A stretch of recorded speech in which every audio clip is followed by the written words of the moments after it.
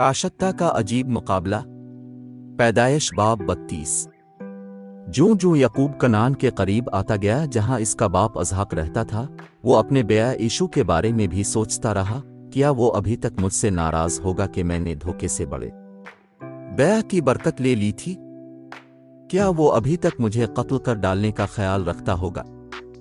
यकूब को याद था कि बैत एल के मकाम पर खुदा ने वदा किया था कि वो मुझे महफूज और सलामत रखेगा और मेरे बाप के घर में वापस लाएगा। चुनांचे इसने दुआ मांगी, ये खुदा, जब मैं अपना घर छोड़कर इस रास्ते से गुजरा था तो मेरे पास एक लाठी के सिवा कुछ न था। तो ने मुझे बहुत दौलत बख्शी है और मैं इन गलों और रेवड़ों और बड़े खानदान के साथ वापस आ रहा हूँ।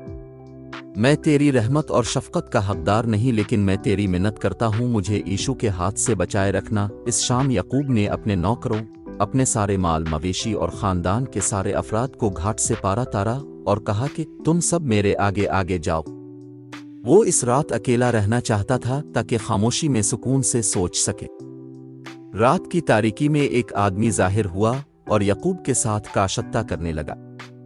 यकूब अपने बचाव के लिए उछल पड़ा और दोनों बाहम गुत्थम गुथा हो गए और एक दूसरे को चित करने की कोशिश करने लगे।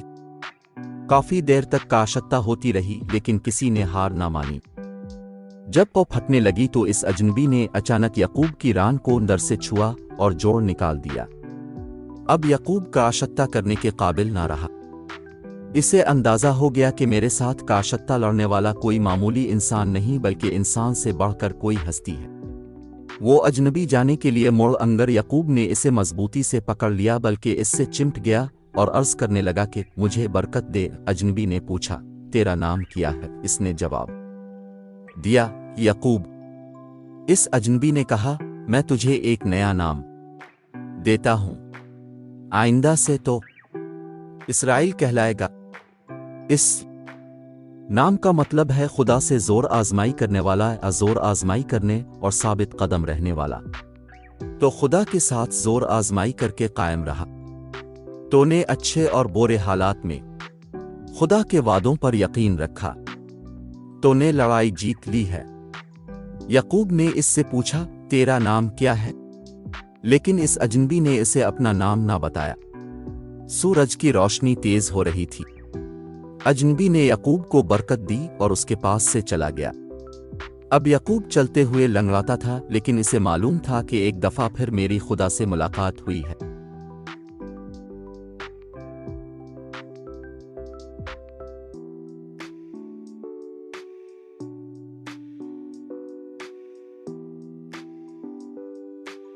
यकूब की यीशु से दोबारा मुलाकात।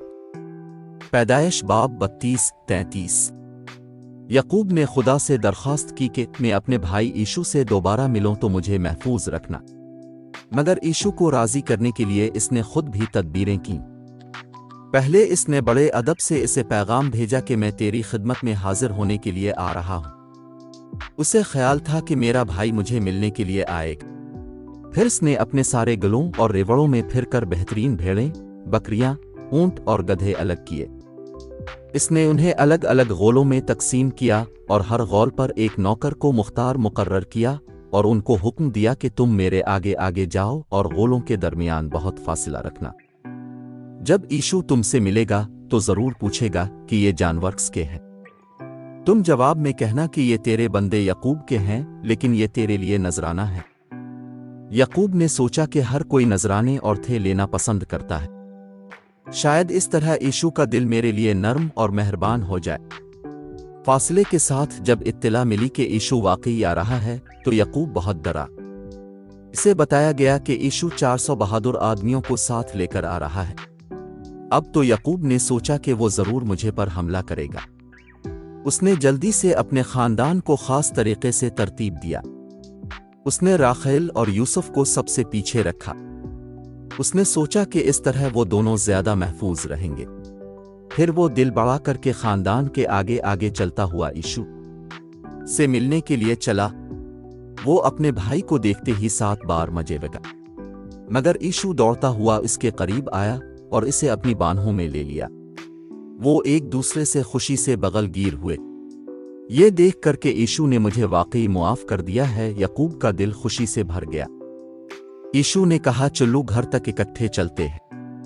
مگر یعقوب تو آہستہ آہستہ سفر کر سکتا تھا کیونکہ اس کے ساتھ بچے اور چھوٹے چھوٹے جانور بھی تھے۔ وہ یشوع کے مضبوط اور طاقتور آدمیوں کی طرح تیز نہیں چل سکتے تھے۔ چنانچہ بھائیوں نے ایک دفعہ پھر ایک دوسرے کو خدا حافظ کہا۔ ان میں صلح ہو گئی تھی۔